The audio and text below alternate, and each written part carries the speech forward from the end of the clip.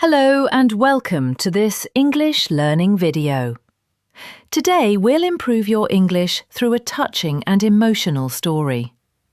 This story will help you practice listening, feeling and thinking in English, all at the same time. You will listen, repeat and shadow the sentences with me. That means you'll hear my voice and then try to speak just like me, with the same rhythm, sound and emotion. This shadowing technique helps you sound natural, speak confidently and truly feel English as you learn. Now it's time for our story. It's a story full of pain, hope and a miracle that only love can bring. The story is called They Forgot Me. It's told by a woman named Emma, and it's about a mother, her loss and her unbreakable hope. Are you ready to listen and practice with me? Let's begin. And don't forget to like, comment and subscribe so you can get more English stories like this every week. My name is Emma. I am 40 years old. I grew up in a small town as the only child in my family. I never had brothers or sisters, but my parents were always close to me. Life was simple and peaceful back then. But everything changed 10 years ago. It changed because of my little baby girl, my daughter. Her name was Lily. She was only 6 months old when they took her away from me. I lived with my husband and his parents in a small house near the city. From the beginning, they never liked me. They said I was too quiet, too simple, and not good enough for their son. I tried my best to please them, but nothing I did was ever enough. They wanted to control everything: what I cooked, how I dressed, even how I raised my daughter Lily. My husband Mark was kind but weak. He always stayed silent when his parents argued with me. Then, one dark morning, everything changed. Mark died in a road accident while driving to work. My world fell apart. I could not breathe. My heart broke into 1,000 pieces. But instead of comforting me, my in-laws became colder. They said I was bad luck, that my husband died because of me. They took away my house keys and stopped giving me food. One afternoon, when I was working at a small cafe, my mother-in-law came to my house. I didn't think much of it, but when I returned home that evening, the house was silent, too silent. I ran to my daughter's room. Her bed was empty. Her clothes and toys were gone. I shouted her name, "Lily! Lily!" but no one answered. I ran outside, crying, searching, asking the neighbours, but no one saw anything. My baby was gone. The next morning they told me coldly, "Forget her. She is in a better home now."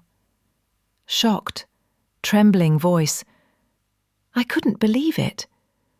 My knees gave way, my voice broke. They had given my baby up for adoption, without even asking me. I begged, I screamed, but they didn't care. They said a poor woman like me couldn't raise a child alone. I went to the police for help, but they only said, "It's too late. The papers are signed." I cried for days. I stopped eating. I stopped sleeping. My heart became empty. But deep inside, I knew she was alive. A mother always knows. Every night I whispered to the sky, "Lily, I will find you, no matter how long it takes." Years passed.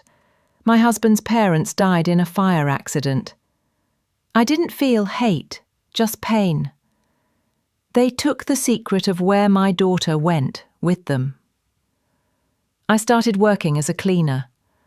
I washed floors, cleaned rooms, and took care of old people, It wasn't easy, but it kept me alive. Still, every night before I slept, I held a tiny silver bracelet, the only thing left from Lily. It had her name carved on it.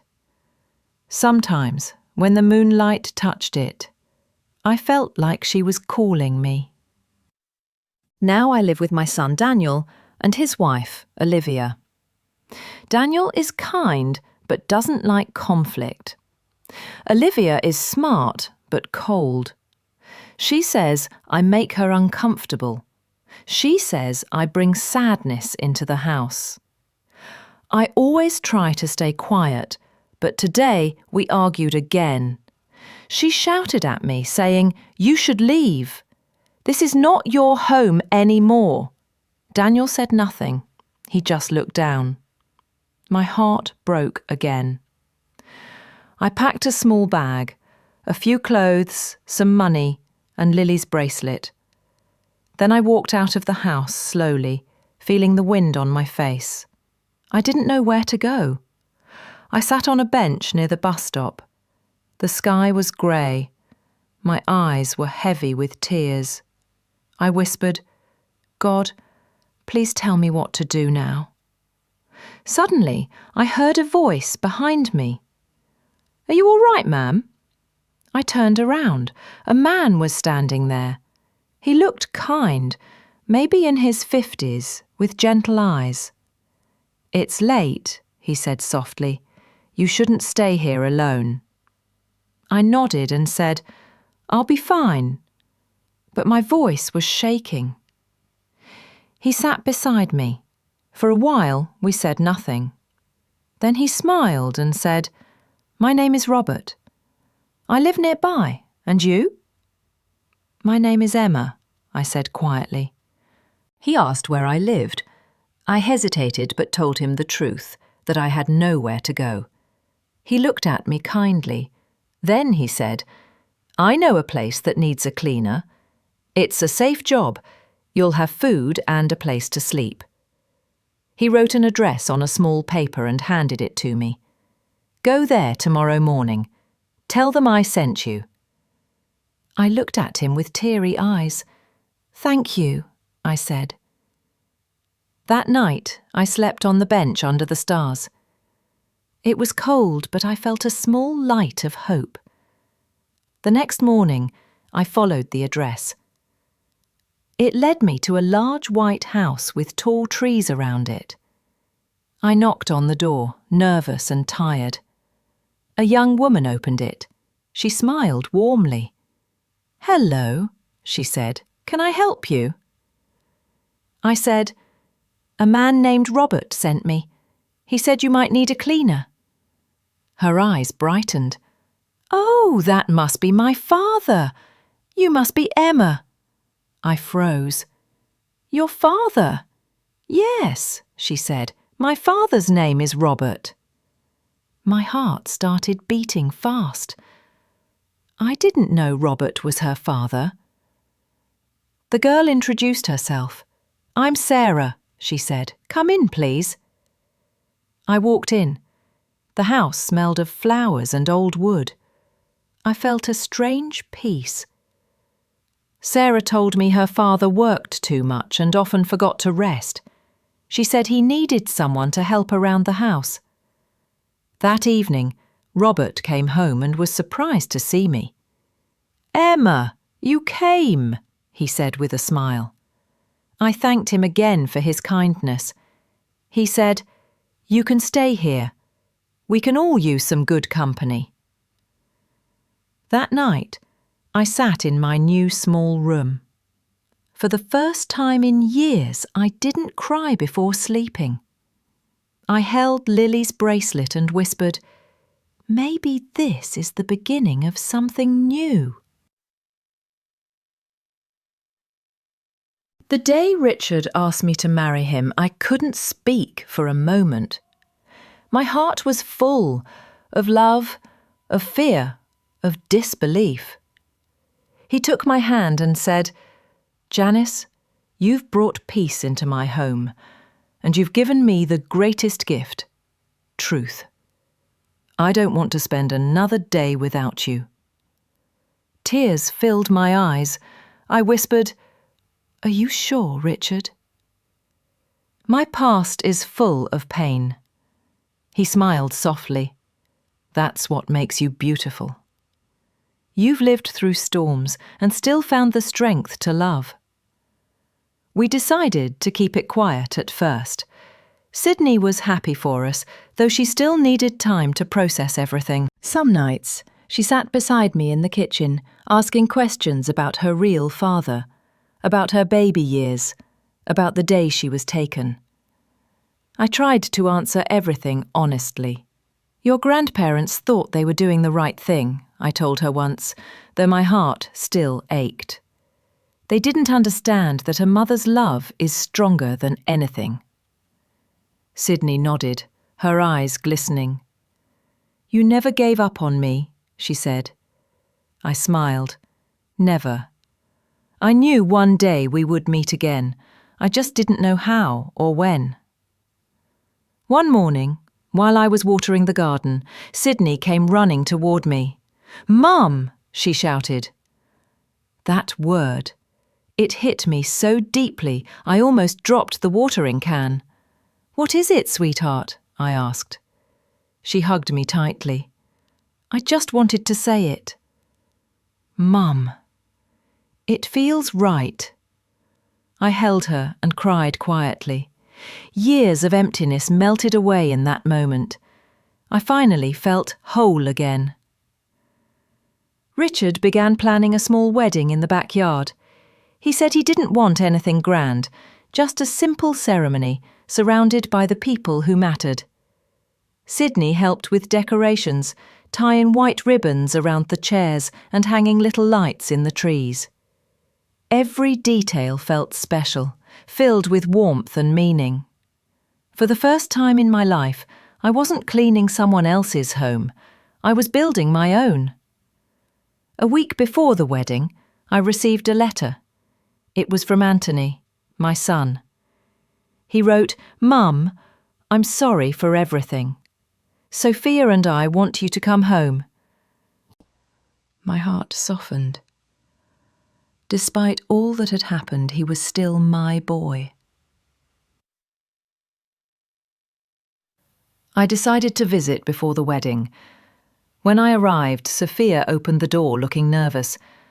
"Janice, I didn't know how to apologise," she said. "I was wrong." "You didn't deserve the way I treated you." I nodded. "We all make mistakes," I said gently. "What matters is that we learn."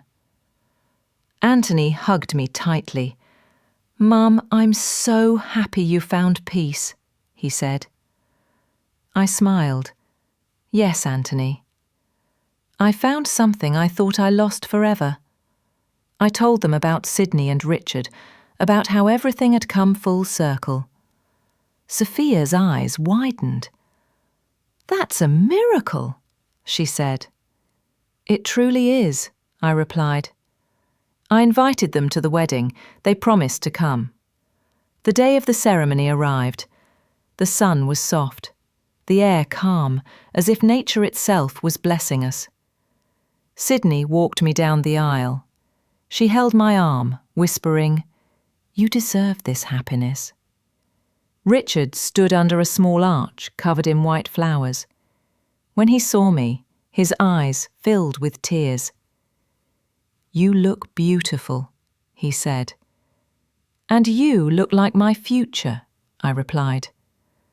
When the priest said, "Do you take this man?" I didn't hesitate. "I do," I said, "with all my heart." After the ceremony, we all danced under the stars. Me, Richard, Sydney, and even Anthony and Sophia. It felt like the world had finally forgiven me, like the years of sorrow were being washed away by laughter. Later that night, as the guests left, I sat on the porch with Sydney. "Mom," she said, "I always wondered what my real mother was like. Now I know she's the strongest woman I've ever met." I smiled through tears. And I always dreamed my daughter would be kind, brave, and full of love.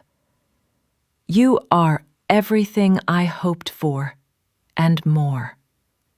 She rested her head on my shoulder. For the first time in years, the silence around me felt peaceful, not empty. Months passed. Richard's health improved. He said it was because he finally had a reason to slow down and live. Sydney started her own small business, designing handmade jewelry. She even made me a necklace with 2 charms, one that said hope and one that said Carol.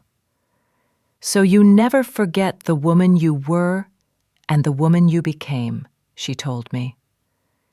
Sometimes when I walk through the garden, I look up at the sky and whisper, "Thank you, God." Because life didn't give me what I wanted. It gave me what I needed. Pain taught me patience. Loss taught me love. And time brought me back everything I thought was gone forever. One evening as the sun set, Richard held my hand and said, "You know, Janice, I used to believe miracles were for other people. But now I know they happen to those who keep their hearts open." I smiled. "Yes," I said softly. "Miracles find those who never stop believing." Years later, Sydney got married in the same garden where Richard and I wed. She wore a simple dress just like I did, and before she walked down the aisle, she handed me a small box. Inside was her baby bracelet. "I want you to keep it," she said. "It started our story. Let it stay with you." I held it close to my heart. "Thank you, my love," I whispered. As she said her vows, I couldn't stop crying, not out of sadness, but joy. Because that day, I realized something beautiful. Life always circles back to love. No matter how broken we are, love finds a way to heal. That night, after everyone went home, I sat alone in the garden. The lights twinkled above me, the same ones from my wedding day. I looked up and said, "Carol, my baby, my Sydney, I kept my promise. I found you." The wind blew softly, as if the world was answering back. I closed my eyes and smiled. My journey had been long, painful, and full of loss, but in the end it gave me everything I ever dreamed of: a daughter's embrace, a man's love, and peace in my heart. We built a new life surrounded by peace and love. Every morning I wake up thankful for Richard, for Sydney, for the second chance life gave me. I learned that family isn't only about where you come from, but about who stays beside you when the world turns dark. Love can heal what time could not. Forgiveness can bring light where pain once lived. I hold Sydney's hand and whisper, "We are whole now." This is not the end, but a new beginning for us. If you felt touched by our story, please don't forget to like, comment, share, and subscribe for more stories that remind us of the power of love and hope.